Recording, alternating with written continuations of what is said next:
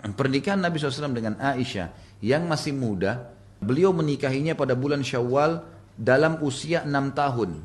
Dan membina rumah tangga dengannya di bulan Syawal pada tahun pertama Hijriah saat berusia 9 tahun.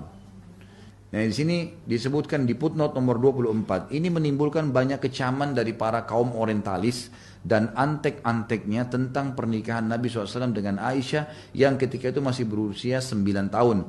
Namun para ulama telah mengembalikan kecaman dan anak panah mereka pada leher mereka sendiri. Sebagaimana telah menjadi ketetapan bahwa pernikahan Nabi SAW dengan Ummul Mukminin Aisyah adalah berasal dari perintah Allah. Sebagaimana disebutkan dalam hadis, sesuatu yang berasal dari Allah, maka itu memiliki hikmah yang banyak dan besar. Di antaranya, Nabi SAW harus menikah dengan gadis belia agar ia bisa mengemban tugas dakwah dan menyampaikannya setelah kematiannya. Apalagi sudah dekat masa kematian Nabi SAW. Kan Nabi waktu menikah dengan Aisyah itu sudah di umur 53 tahun ya. Nabi SAW meninggal umur berapa? 63. Jadi cuma fase 10 tahun hidup dengan Nabi SAW. Dan ini fase kaderisasi. Makanya riwayat-riwayat kalau dari perempuan paling banyak dari Aisyah radhiyallahu anha. Bahkan setelah Nabi SAW meninggal, umur beliau itu masih ada ulama mengatakan 17-18 tahun. Tapi menjadi ulamanya sahabat. Sampai banyak sahabat yang bertanya, terutama berhubungan dengan masalah hubungan rumah tangganya Nabi SAW. Keadaan rumah, hukum-hukum wanita, haid, nifas, hukum berhubungan biologis, bermesraan dengan Nabi SAW. Ini semua dari Aisyah radhiyallahu anha.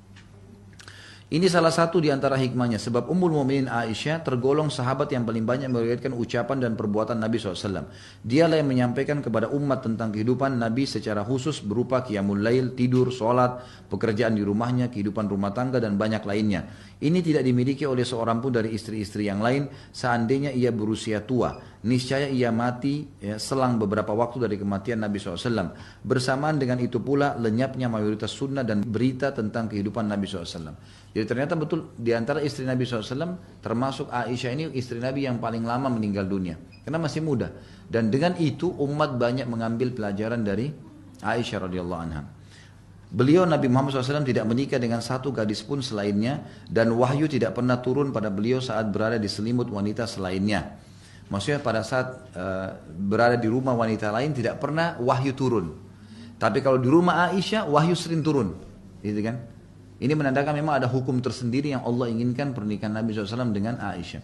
Aisyah adalah wanita yang paling dicintainya dan pembebasannya turun dari langit ketujuh. Sudah tahu masalah ini ya?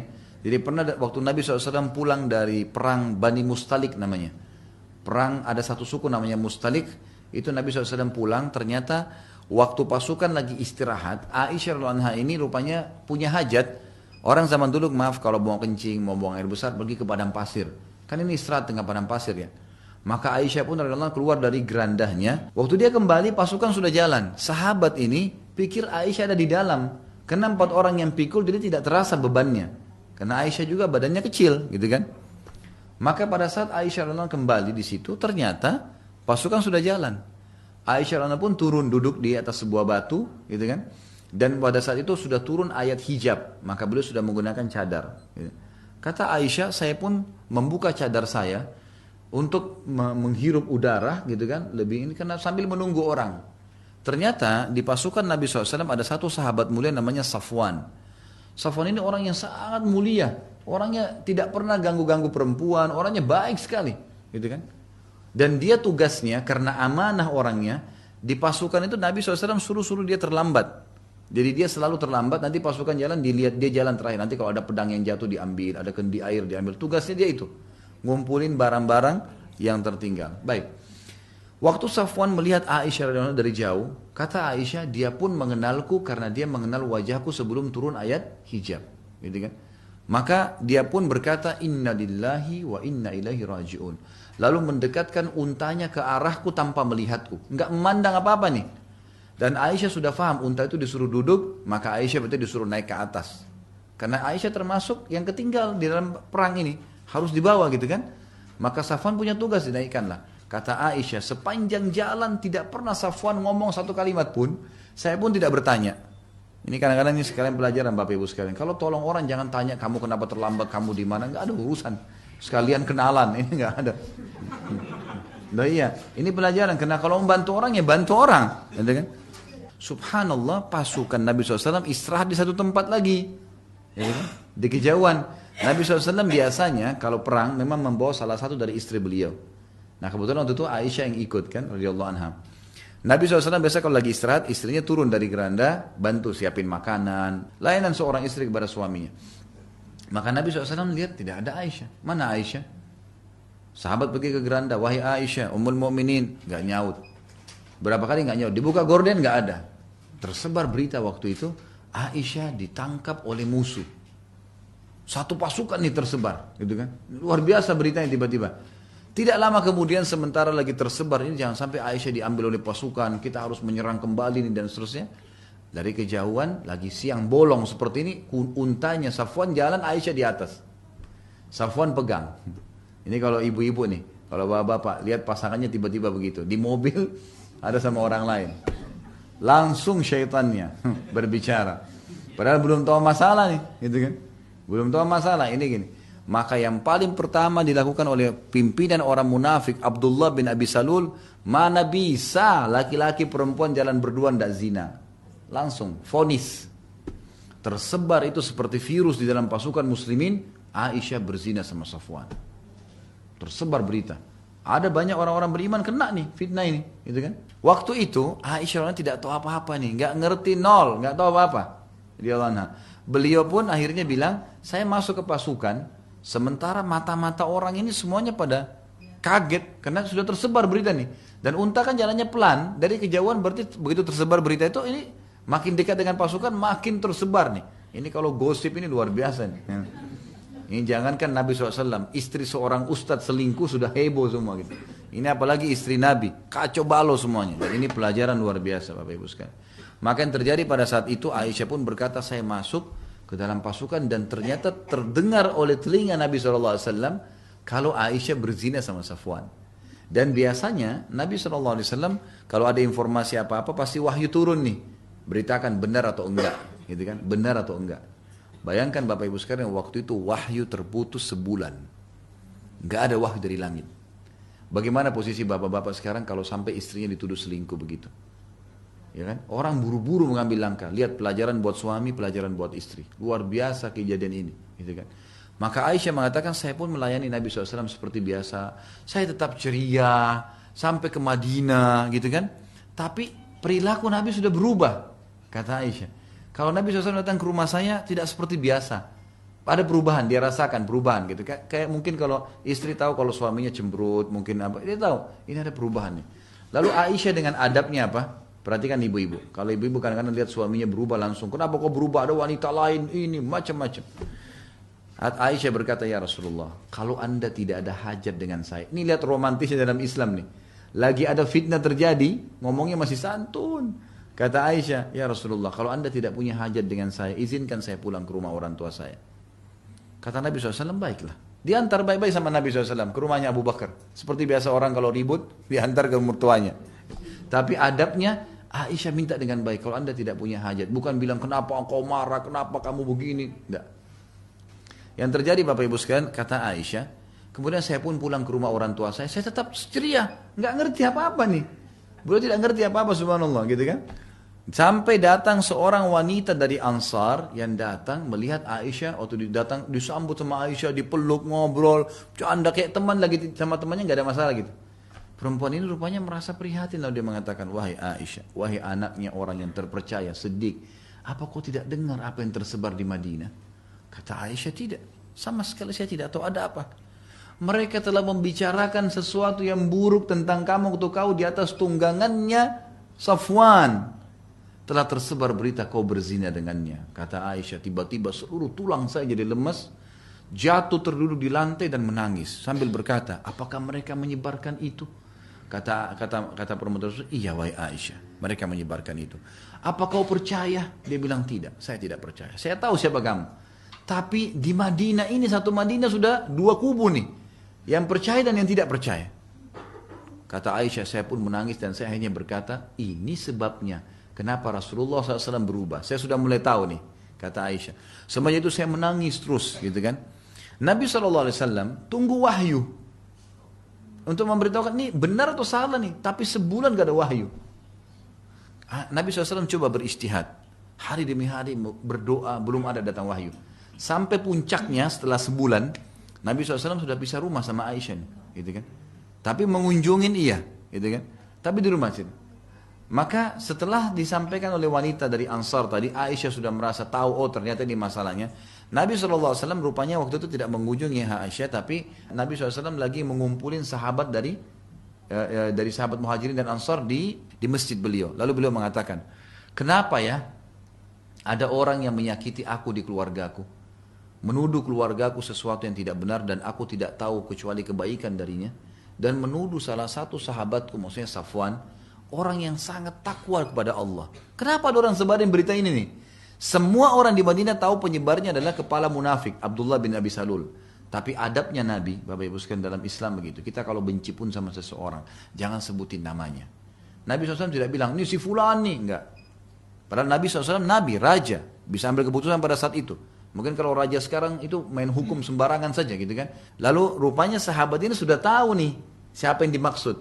Orang ini Abdullah bin Abi Salul, kepala munafikin dari suku Khazraj namanya. Di Madinah dulu ada dua suku Arab Madinah yang nanti namanya Ansar, Aus dan Khazraj, dua suku ini. Nah, Aus dan Khazraj ini, dari Khazraj itu ada Abdullah bin Abi Salul nih, kepala munafikin yang buat fitnah. Maka tiba-tiba berdiri orang dari Aus, dari suku yang satu, mengatakan, ya Rasulullah, kami tahu siapa yang Anda maksud. Perintahkan kami tebas lehernya. Ini dari Aus nih. Berdiri satu orang dari Khazraj, dia tahu siapa yang dimaksud nih. Ini sudah mulai muncul fitnah besar. Suku sama suku sudah mulai perang nih. Kata si dari orang Khazraj ini kepada Aus, demi Allah, kau tidak mengucapkan itu kecuali karena kau tahu dari suku kami. Kenapa kau berani mau tebas lehernya? Ribut nih. Berdiri lagi satu orang dari Aus, dihardik lagi yang tadi yang satu nih, yang terakhir. Dikatakan, kamu munafik, kenapa kau bela dia? Ini menyakiti Rasulullah, tebas lehernya, ribut nih. Waktu Nabi SAW lihat ribut sahabat, turun dari mimbar. Nabi diam, gak ngomong apa-apa. Ini tambah besar fitnahnya. Sahabat pun sering ribut nih. Ini luar biasa gitu ya. Maka Nabi SAW pun menuju ke rumah Abu Bakar. Ini sekarang keputusan terakhir nih. Wahyu belum turun. Beliau datang ke rumah Abu Bakar. Setelah salam sama Abu Bakar mertuanya, gitu kan. Kemudian beliau datangi Aisyah. Aisyah lagi nangis, gitu kan. Rupanya di sini Aisyah sudah tahu berita, awalnya tidak seperti itu. Lalu kata Nabi SAW, ini lihat adab seorang suami pada istrinya, kalau informasi masih simpang siur, belum jelas. Apa yang harus dilakukan? Nabi SAW duduk dekat Aisyah lalu mengatakan, wahai Aisyah, dengan suara baik, santun. Kalau kau benar melakukannya, bertaubatlah sama Allah. Allah Maha Pengampun. Kalau kau tidak lakukan, pastikan Allah akan menurunkan pembelaanmu dari langit ketujuh. Aisyah bilang, tadinya saya lemas, nangis, berhari-hari gak mau makan. Ini sampai malu rasanya mau keluar rumah nih. Satu Madinah tahu kalau ada berita tentang zina. Dia bilang, tiba-tiba saya punya kekuatan, saya berdiri dan saya mengatakan, ya Rasulullah, Anda pun terpengaruh dengan informasi itu. Artinya, luar biasa kalau sampai suami saya pun begitu. Nabi SAW diam. Kata Aisyah, wahai ayahku, Abu Bakar, tolonglah, ya, jawab Rasulullah SAW. Jangan Rasulullah pun terpengaruh dengan berita itu. Saya nggak lakukan. Apa kata Abu Bakar? Ini ibu-ibu ambil pelajaran. Subhanallah. Orang kalau kena fitnah, sabar, Tuhannya bersama dia. Kata Abu Bakar, wahai anakku, saya tidak tahu mau jawab apa Rasulullah. Saya tidak tahu itu benar atau tidak. Kalau saya bela kamu, kemudian kamu lakukan, saya salah. Kalau saya mengatakan kau tidak lakukan, saya tidak punya bukti. Madinah sudah fitnah, suaminya sekarang juga Nabi SAW diam. Abu Bakar pun ayahnya tidak mau bela. Dia balik ke ibunya, wahai ibuku, jawablah Rasulullah SAW. Jawab nih, ini fitnah besar. Kata ibunya sama Abu Bakar, hai anakku, saya tidak tahu mau jawab apa Rasulullah. Saya nggak tahu ini benar atau tidak. Kalau saya bela kamu, sementara kau lakukan, saya berdosa. Tapi kalau saya tuduh kamu, saya salah, nggak boleh. Gitu kan? Lalu Aisyah mengatakan, pada saat itu seluruh tubuh saya lebih remuk dari sebelumnya dan luar biasa saya merasa sudah tidak tahu harus buat apa. Sambil menangis dengan suara keras saya mengatakan, ya Rasulullah, demi Allah saya tidak akan tobat kepada Allah masalah ini karena saya tidak melakukannya. Saya tidak berzina, untuk apa saya tobat, gitu kan? Lalu kata Aisyah, ya Rasulullah, saya hanya akan mengucapkan apa yang diucapkan Yaqub alaihissalam, ayah Nabi Yusuf. Pada saat Yusuf hilang, Allah menceritakan dalam Al-Quran, innama ashku bathi wa huzni ilallah. saya akan sampaikan keluhan dan kesedihan saya kepada Allah. Kalian semua tidak percaya, saya kembalikan kepada Allah. Pada saat Aisyah menyebutkan kalimat tersebut sambil menangis, maka Nabi SAW tiba-tiba menyudut ke di sudut rumah itu. Biasanya Nabi SAW kalau begini ada wahyu mau turun. Maka beliau pun menyudut lalu kemudian turun wahyu. Beberapa saat kemudian kata Aisyah, saya melihat Nabi SAW berkeringat, karena beliau biasa kalau turun wahyu berkeringat. Kemudian beliau mendekati Aisyah dan berkata, berita gembira wahai Aisyah, Allah telah turunkan pembebasanmu dari langit ketujuh. Maka subhanallah, pada saat itu Bapak Ibu sekalian, Allah subhanahu wa ta'ala membela Aisyah dari fitnah tersebut dan sampai hari kiamat dikenang. Sebagaimana saya ceritakan sekarang ke Bapak Ibu ini, maka siapapun yang faham tentang sunnah Nabi akan membela Aisyah sampai hari kiamat. Satu kali dituduh, ya, fitnah 1 bulan, Allah bela seumur hidup dunia ini sampai hari kiamat. Bagaimana orang kalau sabar, bagaimana suami sabar, bagaimana istri sabar, ada fitnah terjadi. Jangan buru-buru menghakimi, menuduh, menyalahkan, karena kita tidak tahu. Tapi Allah tidak akan tinggal diam dengan kejadian yang ada. Allah akan bongkar dengan caranya. Sabar, pahala sabar didapatkan kalau cobaan datang. Kalau nggak ada cobaan, kapan kita bisa dapat pahala sabar? Nggak boleh buru-buru. Ini makna daripada perkataan tadi di sini dikatakan, dan dialah adalah wanita yang diturunkan pembebasannya dari langit ketujuh. Ini maknanya. Lalu Nabi SAW tentu menghukum, diperintahkan oleh Allah untuk mencabuk orang-orang yang membuat fitnah, ya, 80 jerah. Umat yang telah sepakat atas kekafiran siapa saja yang menuduhnya berzina. Kalau ada yang sudah turun ayat, sudah membebaskan Aisyah radhiyallahu, kemudian masih dia katakan Aisyah berzina, seperti orang-orang Syiah sekarang, udah itu jelas kekufuran. Gimana caranya istri Nabi dituduh berzina? Gak mungkin. Zaman dulu saya dituduh terus turun ayat membelahnya, gitu kan? Ia adalah istimewa yang paling fakih. Jadi Aisyah memiliki istimewa, istri yang paling istimewa dan paling fakih, paling faham hukum fikih dan paling tahu tentang urusan agama. Bahkan ia adalah wanita yang paling fakih dan paling tahu tentang urusan agama dari kalangan wanita umat ini secara mutlak. Para pemuka sahabat Nabi merujuk pada ucapannya dan meminta fatwa kepadanya. Ada yang mengatakan bahwa ia membuang kata-kata dari Nabi SAW, namun ini sama sekali tidak terbukti. Ada yang mengatakan Aisyah dusta, itu tidak benar. Sebagaimana dikarang-karang oleh orang-orang Syiah ini. Mereka memang membenci para sahabat, dan subhanallah orang yang paling dibenci adalah orang-orang justru yang paling dekat dengan Nabi SAW. Sampai saya kadang-kadang melemparkan perkataan yang mudah-mudahan orang Syiah bisa faham tuh. Kadang-kadang kalau kita tanya, ada orang Syiah, pernah teman saya berbicara sama orang Syiah, kebetulan mereka dekat dan sama-sama turunan habaib nih, turunan Nabi. Gitu kan. Yang satu Syiah, yang satu Sunni. Gitu kan. Yang Syiah, yang Sunni ini berkata kepada yang Syiah, bagaimana kabar antum? Oh baik, alhamdulillah. Bagaimana istri antum? Oh istri ana masya Allah sempurna, baik, suka layanin, tidak pernah bantah, baik. Mertua antum bagaimana? Baik, alhamdulillah, mertua tidak pernah bebani apa-apa. Kalau ada saya kasih, kalau enggak dia tidak apa-apa. Langsung si Sunni bilang, kalau begitu kamu lebih baik daripada Rasulullah SAW ya. Kamu lebih baik daripada kakek kita nih. Tiba-tiba kaget si Syiah ini. Dia mengatakan, kok bisa? Tentu saja Rasulullah lebih baik. Kata dia, enggak. Pasti kamu lebih baik. Karena bagi kamu mertua Nabi itu buruk. Abu Bakar dan Umar. Kau mertuamu baik. Berarti kamu lebih baik daripada Nabi karena istrimu lebih baik. Aisyah kamu kafirkan. Kamu katakan berzina. Berarti kau lebih baik dari Nabi. Diam si Syiah ini. Bagaimana orang bisa mencaci maki Nabi SAW? Ya kan gitu. Saya saja kalau dihina mertua saya pasti marah. Gak mungkin. Berarti saya salah pilih orang dong. Gak mungkin kan gitu.